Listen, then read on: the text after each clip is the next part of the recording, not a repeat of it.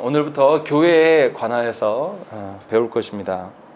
웨스트민스터 신앙고백서는 총 33장으로 이루어져 있습니다. 지금 우리가 25장을 이제 하고 있습니다.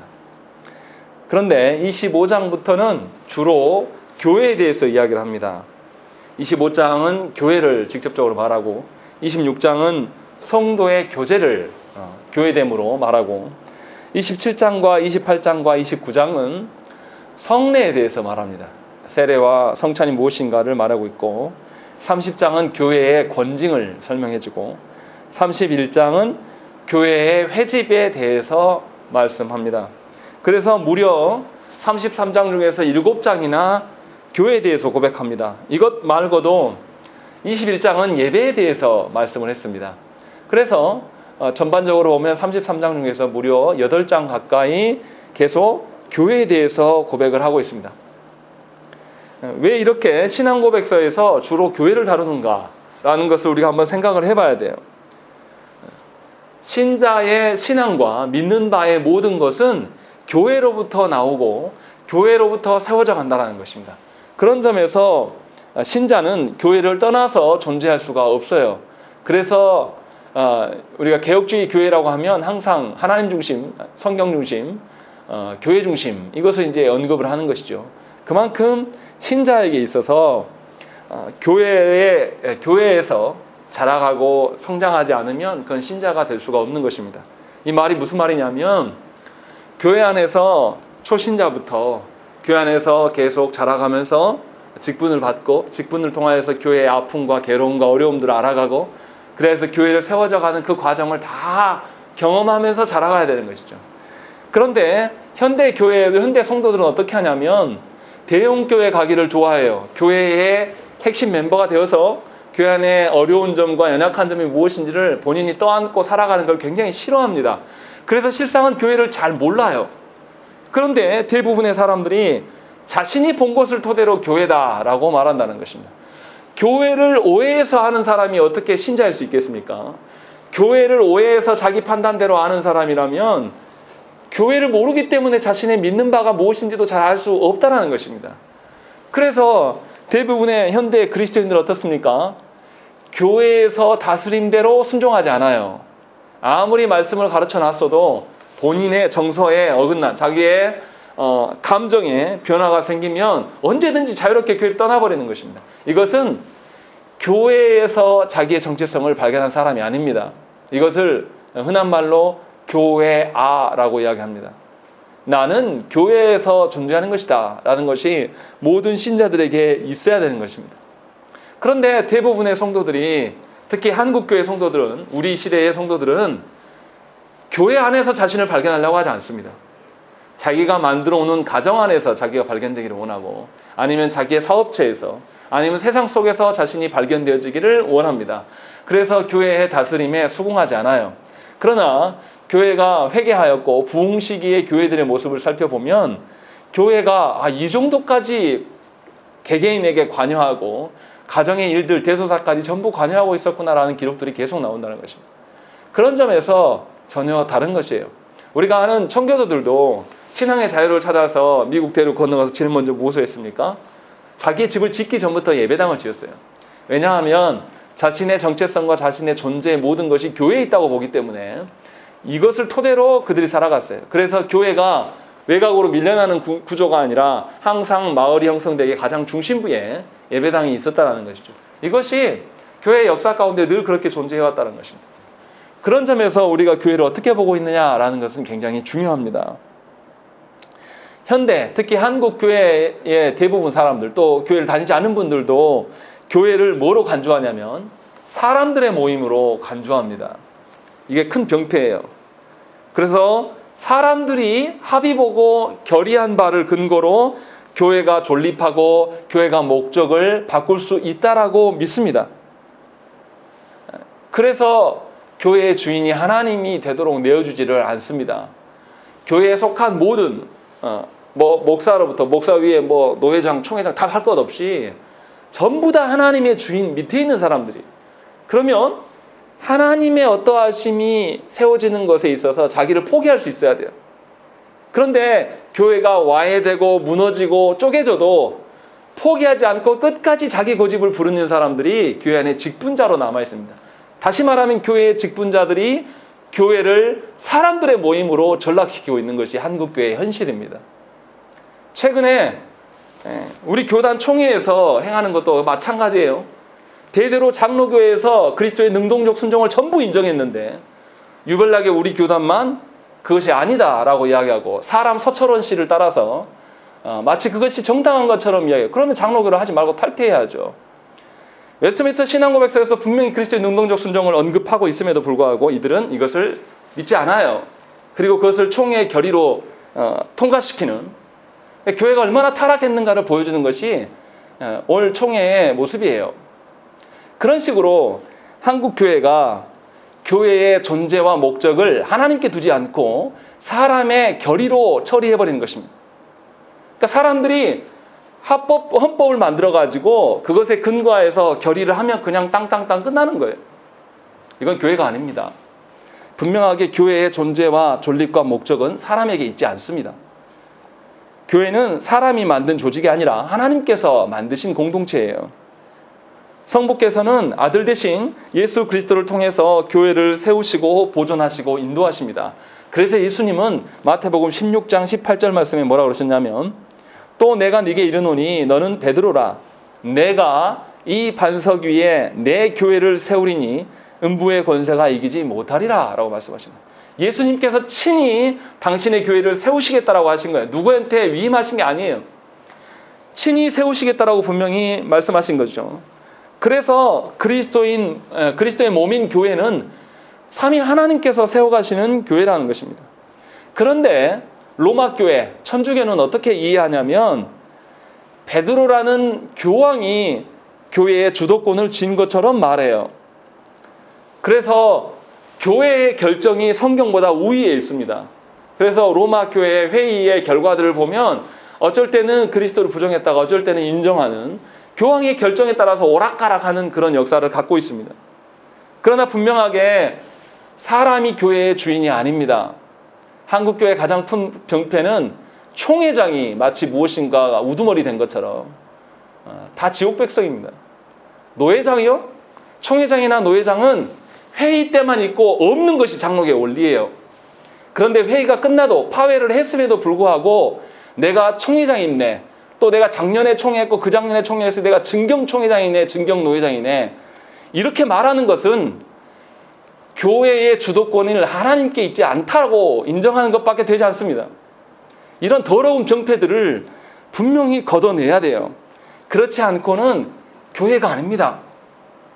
그래서 자꾸만 교회 안에 어떤 특정한 사람이 대표하는 것처럼 말한다는 것이죠.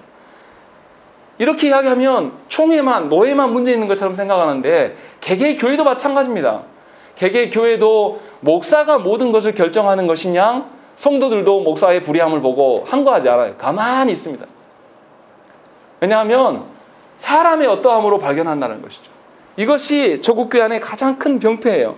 그러나 주님은 분명하게 주님께서 직접 교회를 세우시겠다라고 말씀하셨어요. 우리는 그리스도의 몸일 뿐입니다. 몸은 어떻습니까?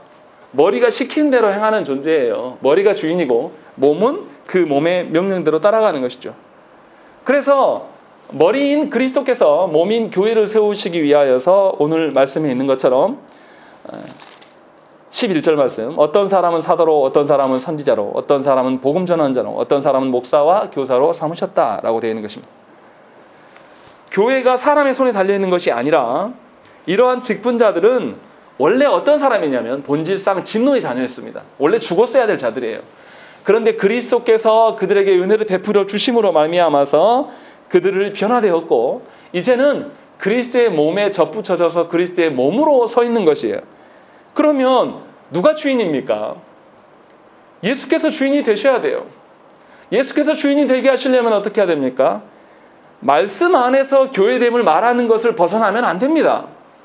사람들끼리 다수결로 결정한 것이 마치 교회인 것 양 말하지 말라는 것입니다. 또 저와 여러분들이 봤던 어떤 것을 토대로 우리가 판단한 것을 교회라고 말하지 말라란 말이에요.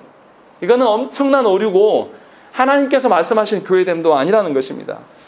그래서 우리의 신앙 선배들은 이 교회에 대해서 무려 8장이나 33장 중에서 4분의 1에 해당하는 아주 많은 부분을 교회에 대해서 할당하고 있는 거예요. 그때 종교개혁 당시에 선배들이 교회에 대해서 우리보다 더 모르겠습니까? 당시는 대부분의 사람들이 다 그리스도인들이에요. 나라 전체가. 그런 시대의 사람들은 교회를 우리가 더 잘합니다. 그런데도 그들에게도 교회를 말씀으로 세워야 되기 때문에 성경에 근거한 교회를 가르쳤단 말이에요. 그런 점에서 저와 여러분들이 생각을 바꾸셔야 돼요. 교회를 배워가야 됩니다. 여러분들 경험한 바로 근거해서 이럴 것이다 짐작하면서 교회라고 말하지 마세요. 부끄러운 거예요. 그것은 교회가 아닙니다.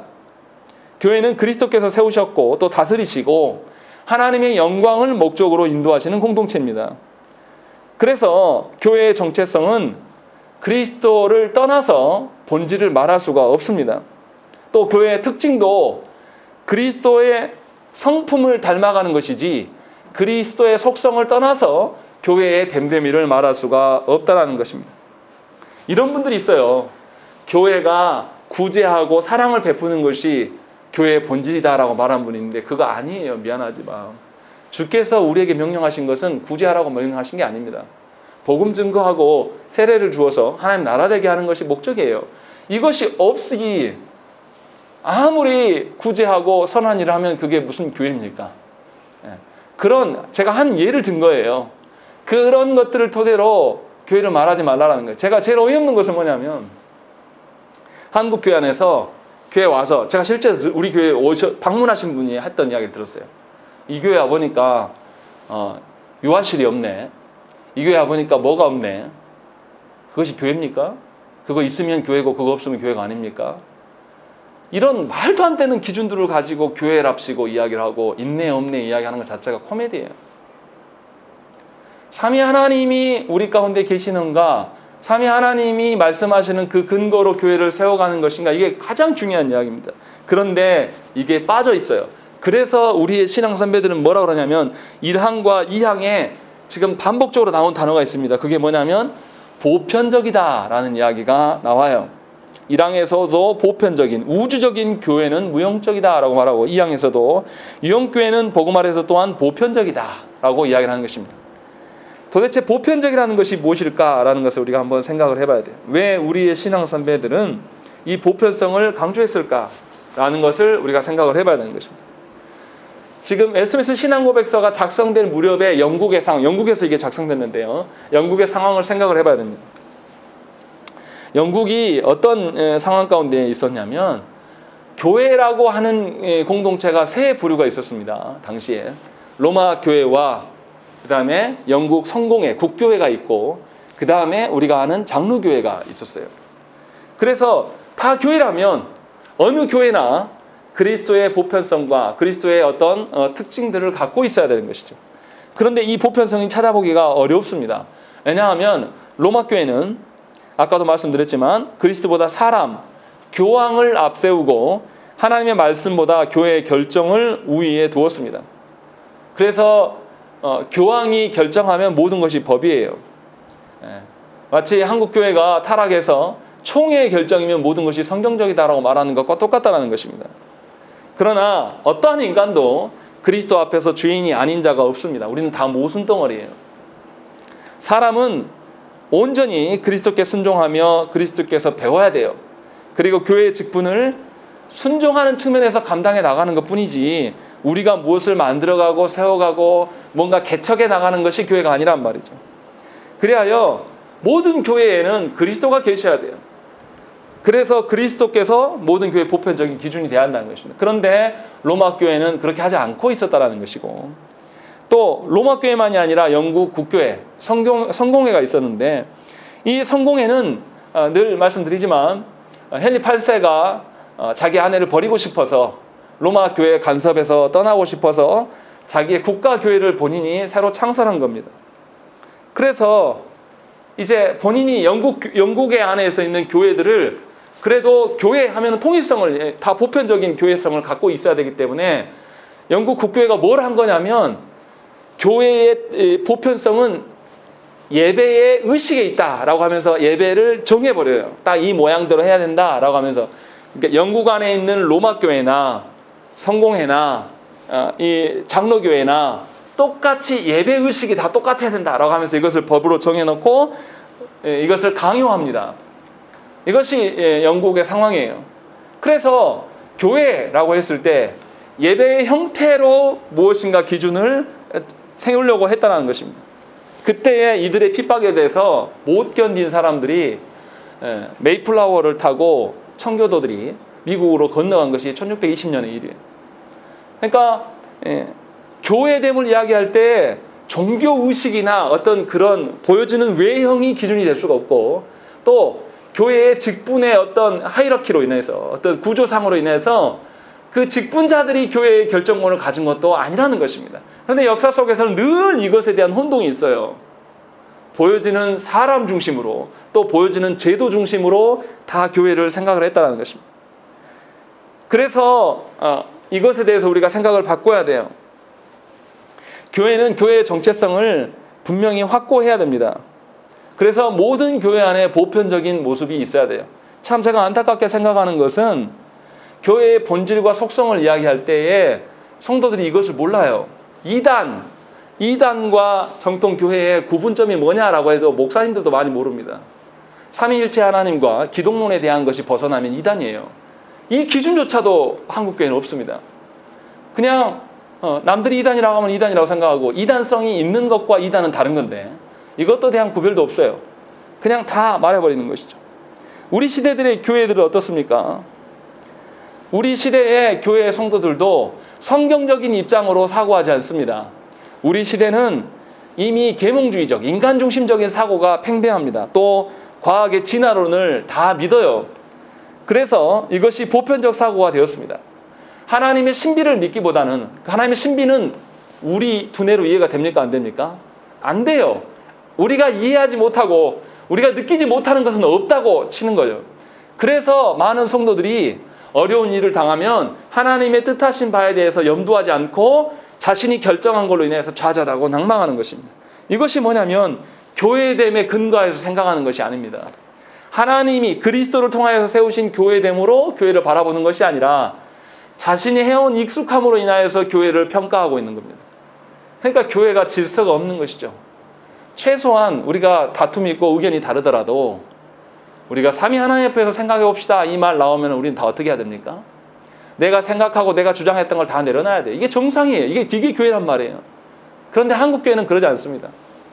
하나님이요, 자기 주장하려고 하나님의 이름 갖다가 가져와서 내가 성경적이다, 내가 성경을 연구한 것이다, 그리고 자기들이 해놓은 것을 뭐라 하면 이게 하나님의 은혜로 됐다, 이런 거짓말을 얼마나 잘합니까? 누가 봐도 들어도 아닌데. 이런 논리가 우리 가운데서 제거돼야 됩니다.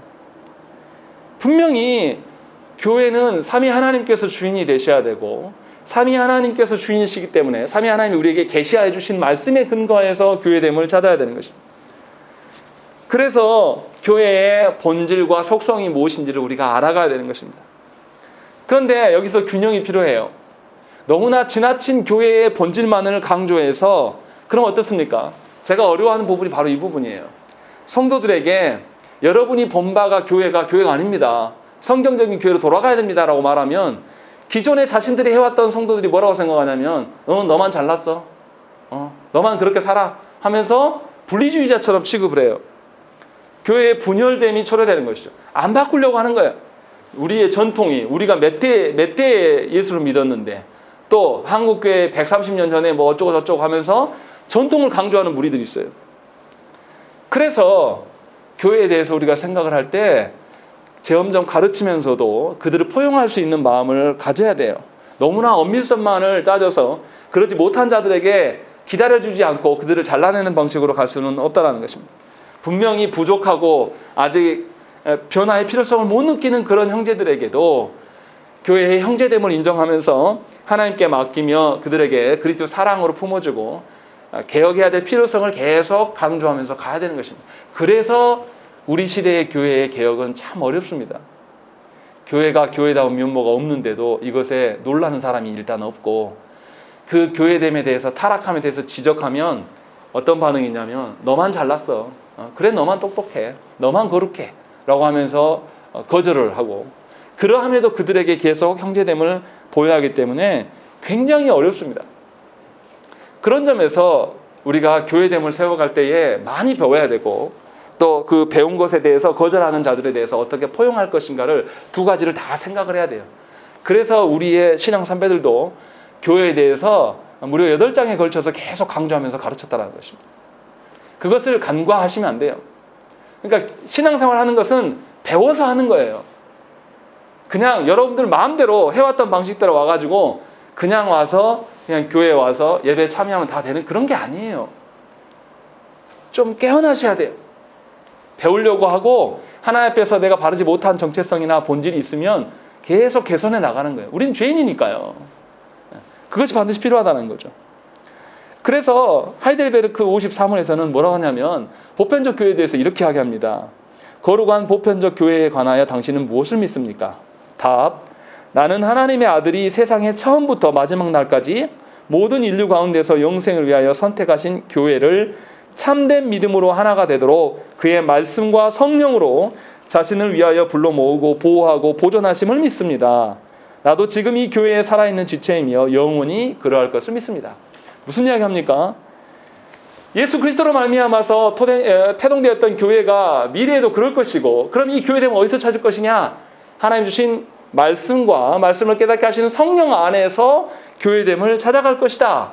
그리고 그것이 교회됨을 하나님께서 지키시는 방편이다라고 이야기한 거예요. 그러니까 교회는 말씀 중심이어야 되고 성령 하나님을 의지하여서 말씀을 해석할 수 있어야 되는 것입니다. 교만하여서 내 해석을 자랑하는 것이 아니라 하나님의 어떠함을 분명히 세워나가야 되는 것이죠. 그래서 이것이 보편적 교회예요. 그러니까 삼위 하나님을 떠나서는 삼위 하나님께서 그리스도를 주셨고 그리스도께서 우리의 구원의 성취됨을 주셨고 또 성령 하나님은 그리스도를 드러내는 방식으로 인해서 삼위 하나님의 일하심 속에서 교회를 발견해야 한다는 것입니다. 그래서 교회를 이야기할 때 교회의 보편성을 이야기할 때는 뭐도 첨가되냐면 거룩성도 함께 들어갈 수밖에 없어요. 왜냐하면 그리스도 안에 있기 때문에 하나님의 거룩성이 되어야 된다는 것입니다. 세상 사람들이 말하는 거룩성 그런 거 말고요. 제발 교회에서 말하는 거룩성을 세상의 어떠한 거룩성으로 말하지 말라란 말이에요. 우리의 거룩함은 어떤 것입니까? 그리스도를 통한 거룩함이에요. 전에 우리는 다 죄인이에요. 죄인이었다가 그리스도로 말미암아서 거룩해진 존재예요. 그러면 교회 안에서 과거에 누가 어쨌대 저 사람은 뭐가 어쨌대 부족하대 이런 말 할 필요가 없어요. 왜냐하면 전부 죄인이기 때문에. 그런데 여전히 우리는 교회 안에서 1등 신자, 2등 신자를 나눕니다. 왜요? 세상의 생각이거든요. 이건 그리스도께서 말씀하신 거룩함이 아니에요. 우리가 따져야 될 것은 뭐냐면 정말로 저 영혼이 거룩함으로 참된 회심이 있었는가를 따지는 것은 중요해요. 모형적으로. 그러나 누가 신앙이 좋고 누가 신앙이 안 좋고 막 이렇게 평가하는 것은 하나님 말씀하신 거룩과는 아무런 상관도 없는 것입니다. 그래서 교회라고 했을 때 모든 교회가 그리스도 안에서 삼위 하나님 안에서의 교회가 되는 것이고 또 교회라고 했을 때 통일됨을 뭘 찾아야 됩니까? 어떤 교단으로 통일되는 것이 아니라 삼위 하나님으로 통일되는 것들이 드러나야 되는 것입니다. 그래서 교회의 본질을 이야기할 때 우리 보통 4가지를 이야기하는데 보편성이 있어야 되고 우리 아까 말한 거룩성도 있어야 되고 또 통일성도 있어야 되고 사도성도 있어야 됩니다. 그래서 지상의 모든 교회는 그리스도와 연합되어 있어서 통일됩니다. 그리스도로 하나님 통일되고 이 말은 우리와 좀 달라 보이는 교회에 대해서도 우리가 다 이해할 수 없기 때문에 그리스도 안에서 저들도 우리의 한 형제됨을 인정할 수 있어야 한다는 뜻이고 또 모든 교회는 그리스도께서 다스리셔서 하나님의 영광을 위하여서 존속해 하시는 거예요. 이러한 보편성을 누구나 다 갖고 있는 거예요. 그러니까 우리 교회뿐만 아니라 다른 교회도 하나님의 영광을 드러내기 위한 교회됨이 있어야 한다는 것입니다. 그리고 그리스도 안에 있기 때문에 거룩성이 유지된다. 우리가 유지시키는 것이 아니라 삼위 하나님 안에 있음으로 말미암아서 우리가 거룩성이 유지되어지는 것을 분명히 알아야 되는 것입니다. 이것을 다시 다르게 표현하면 뭐라 그러냐면 교회는 이거 중요한 이야기입니다. 교회는 하나님의 백성이요. 교회는 그리스도의 몸이요. 교회는 성령의 전이다 라고 이야기하는 것입니다. 이 말을 풀이하면 이런 거예요. 교회는 하나님께 예배하기 위하여서 모이는 공동체이고 그리스도의 몸으로서 교회라는 것은 그리스도의 몸의 일부로서 생명력을 누리는 교회를 말하는 것이고, 그리스도를 떠나서는 생명이 없다는 것이죠. 그리고 그리스도의 다스리심으로 그 몸이 존재하는 것이다 라는 것이고, 성령의 전으로서의 교회는 무엇이냐면 하나님께서 거기 계셔서 성령님을 통하여서 만나주신다, 교제함의 교회를 말하고 있는 것입니다. 그러니까 성부께서 교회를 선택하시고 성자께서 선택하신 교회를 모아주시고 성령께서 교회를 거룩하게 해나가신다라는 것이 우리의 생각 가운데 있어야 돼요. 목사 누구가 해놓은 게 아니라 장로 누구가 해가는 게 아니에요. 가장 더러운 방식이에요. 어떤 분들 그러거든요. 자기는 이 교회에 몇 년 있었습니다 라고 말해서 내가 이 교회를 개척했어요. 웃기는 소리 하지 말라고 그러십시오. 하나님께서 있으셨기 때문에 개척도 된 것이고 교회가 존립할 수 있었음을 분명히 알아야 된다는 것입니다. 이것이 교회를 바라보는 우리의 시각이어야 되는 것입니다. 그리고 이 보편적 교회를 이야기할 때 오늘 말씀에 보면 두 가지가 나와요. 어떤 게 나오냐면 불가시적 교회와 가시적 교회, 또 유기체적인 교회와 제도적인 교회, 이 두 가지를 설명하고 있습니다. 먼저 우리가 불가시적인 교회와 가시적인 교회를 생각을 해봐야 돼요. 이 말이 뭐냐면 보이지 않는 교회와 보이는 교회라고 이제 말하는 것입니다.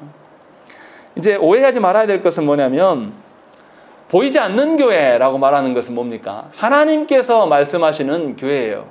신령한 교회란 뜻이죠. 그리고 보이는 교회는 우리 눈에 보여지는 교회예요. 이것이 딱 일치되지 않습니다. 왜냐하면 교회 안에 누구도 있으니까요. 위선자도 있고 아직 회심하지 않은 자도 있기 때문에 일치되지 않아요. 여기서 우리가 오해하지 말아야 될 것은 첫 번째는 뭐냐면 교회가 두 가지가 있다, 이 뜻을 말하려고 하는 게 아닙니다. 교회는 그리스도로 말미암아서 보편적으로 하나예요. 보편적인 교회 하나뿐이에요. 그런데 이 하나된 교회에 두 가지 측면이 있다는 것이죠. 보여지는 부분과 보이지 않는 부분. 이 중에서 뭐가 중요하겠습니까? 보이지 않는 부분, 하나님께서 바라보시는 교회의 측면이 훨씬 더 중요하다라는 것이죠. 그러니까 보편적인 하나의 교회 안에 이 두 가지 양면이 다 있다라는 것이죠. 근데 우리는 보여지는 교회의 측면만을 보고 판단하는 것이 그래서 어리석다라는 거예요.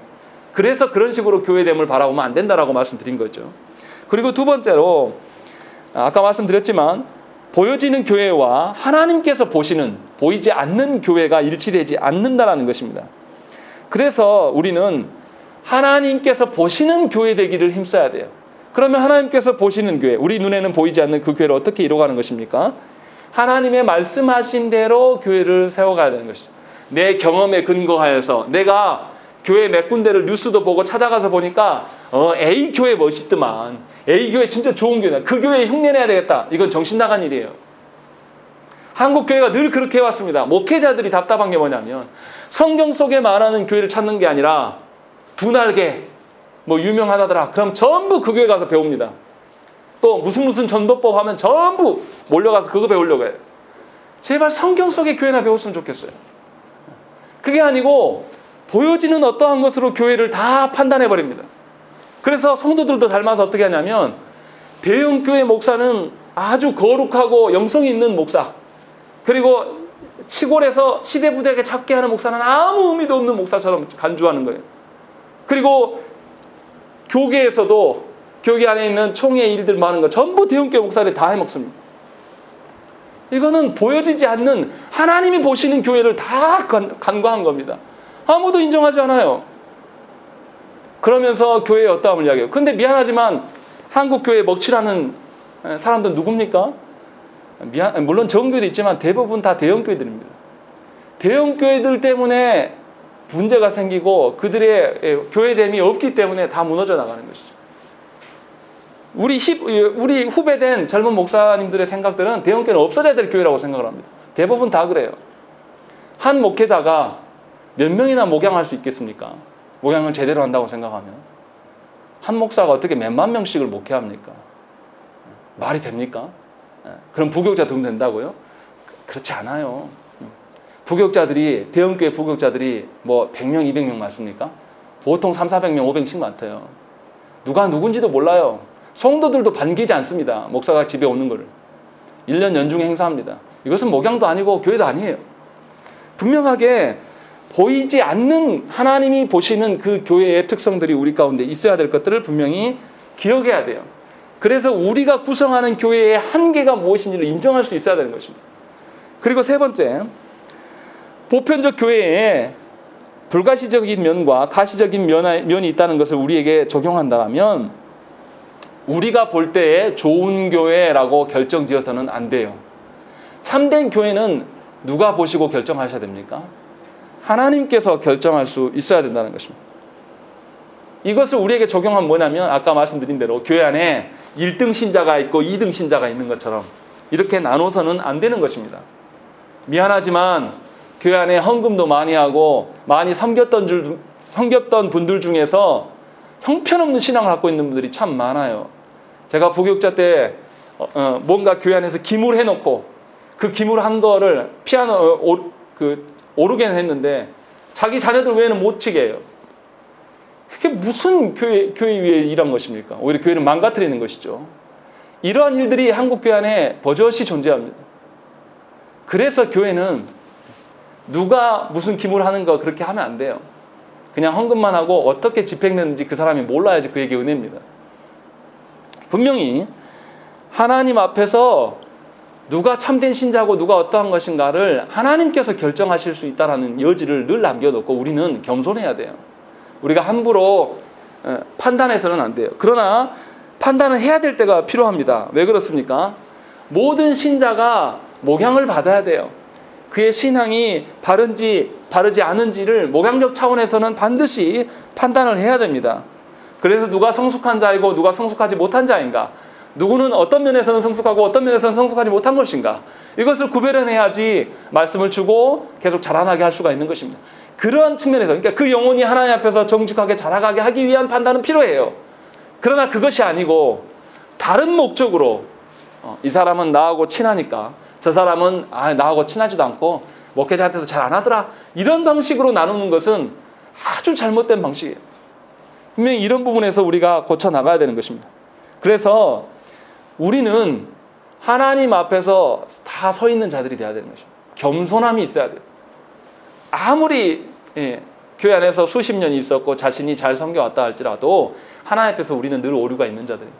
그래서 늘 나를 개혁해 나갈 수 있는, 내가 회개의 대상이 되어야 될 것들에 대해서 늘 여지를 남겨놓고 그 앞에 설 수 있는 그것이 필요하다. 그래서 불가시적인 교회와 가시적인 교회를 나눠서 설명하고 있다라는 것이죠. 그리고 네 번째, 성도들 간에 누가 참 신자인지 누가 거짓 신자인지 명확히 알 수가 없다는 것입니다. 왜냐하면 하나님께서 보시기 때문에. 이게 무슨 말입니까? 교회 안에 이렇게 말하는 분들이 있어요. 교회 안에 악한 자들이나 위선자가 있는 거 보면서 어떻게 정향교회는 그런 사람이 있대? 그게 교회예요? 이렇게 말하는 사람이 있어요.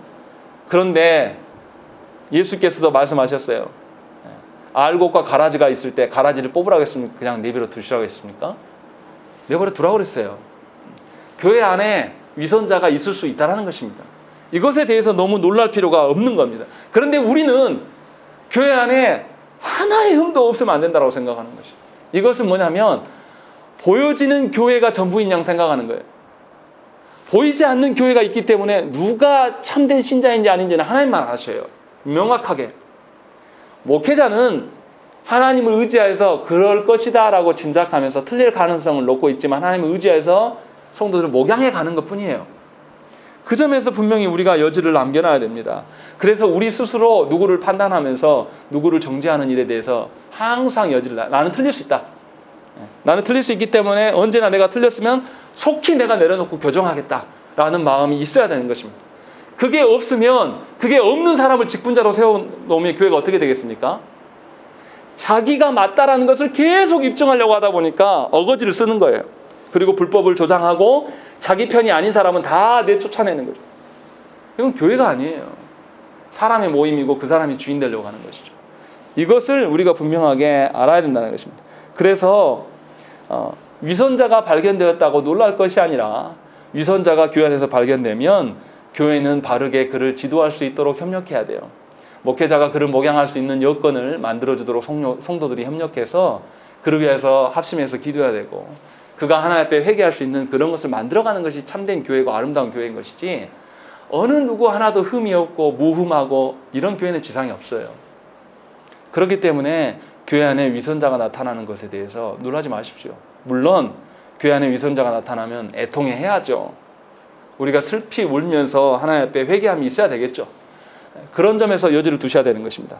그리고 이제 생각해야 될 것이 유기체적인 교회와 제도적인 교회에 대한 부분입니다.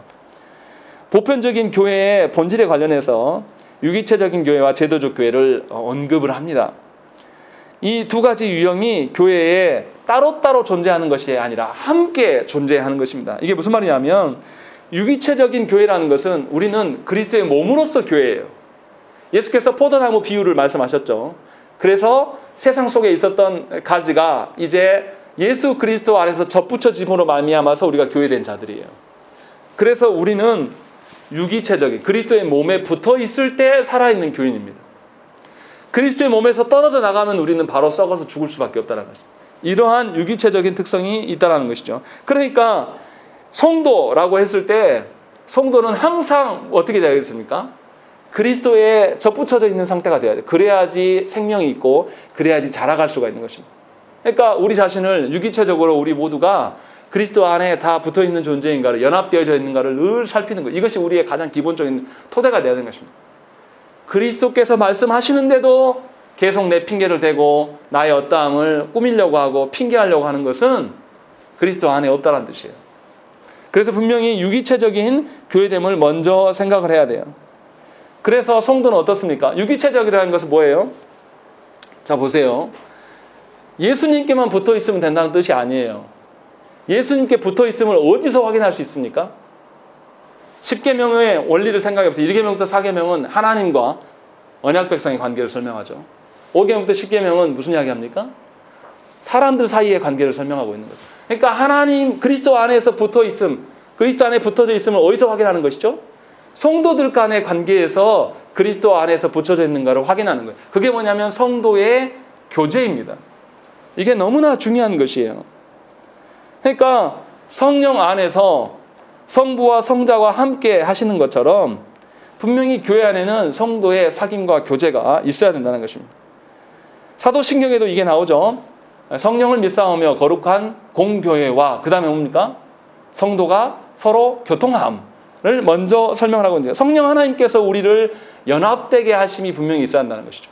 그러니까 분명하게 유기체적인 교회를 이야기할 때 하나님과의 교제의 측면이 매우 강조돼야 되는 것이죠. 이 하나님과의 교제가 성도들과의 교제로 흘러갈 수 있는, 뒤에 가면 성도의 교제에 대한 부분들이 설명하는 것이 또 있어요. 그래서 그때 더 자세히 설명하겠지만 분명히 유기체적인 교회를 생각할 때 그리스도로 인한 그리스도께서 주신 사랑과 그리스도께서 주시는 말씀과 소망이 내 안에서 살아 움직이고 이것들이 또 다른 성도들을 향한 사랑으로 드러나는지를 살펴야 되는 것입니다. 이것이 없으면 교회가 아니라는 것입니다.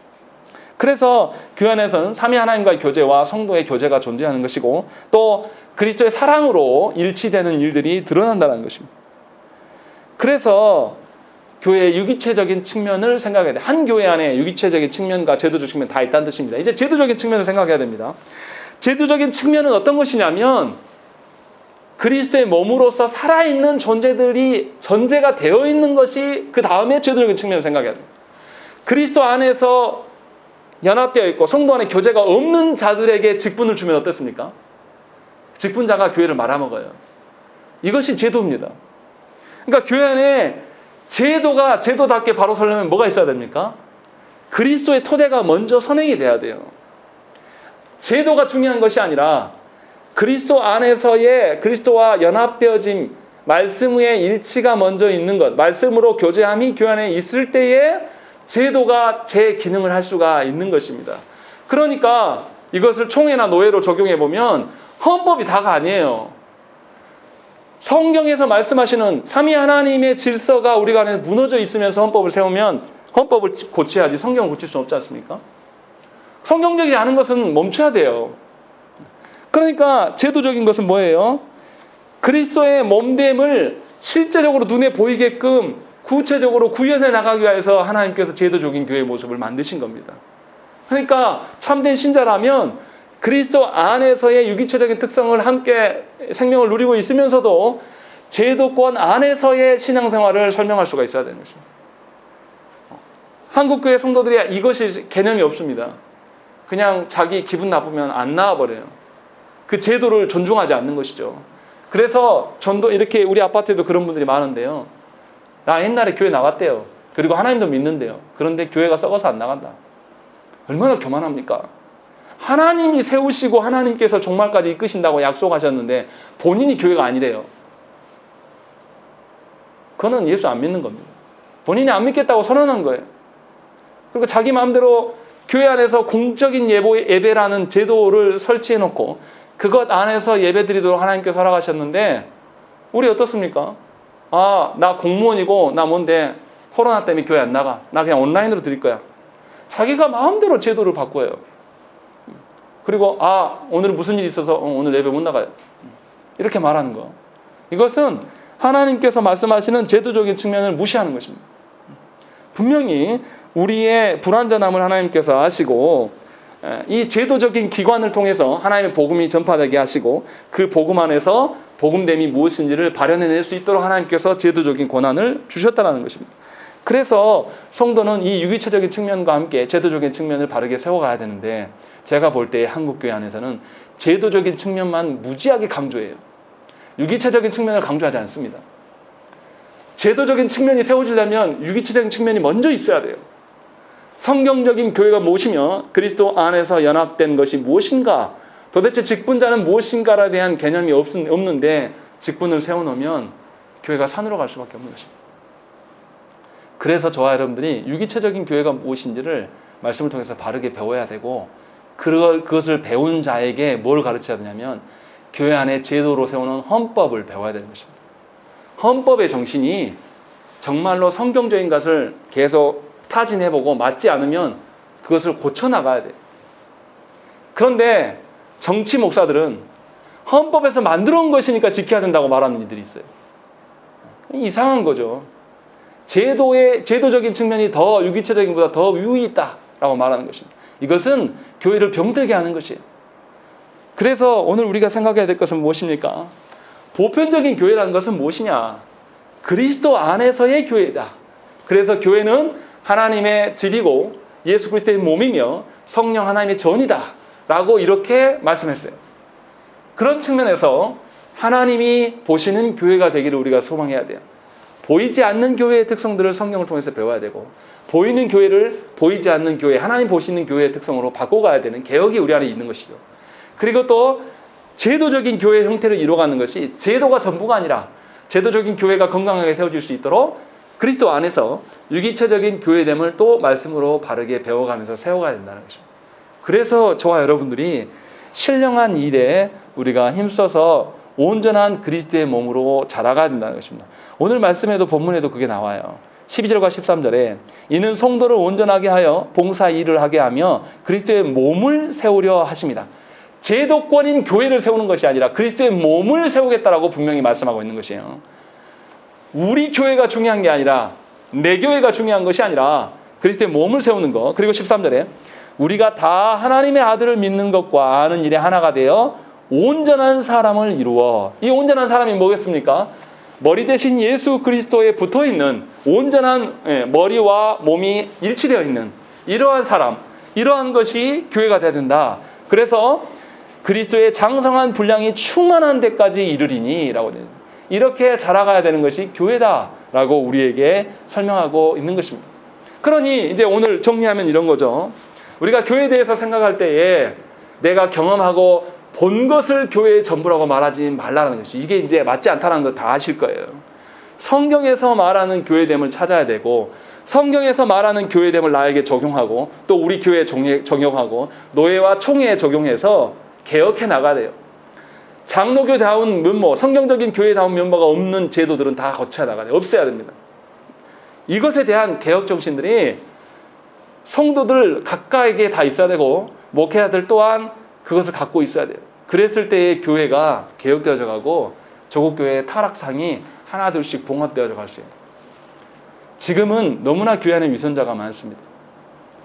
정말로 이단적인 일들을 행해도 총회가 그것을 결의하지 않아요. 엉뚱한 일만 막 결정합니다. 이것을 보고 이상하고 너무 이상하다.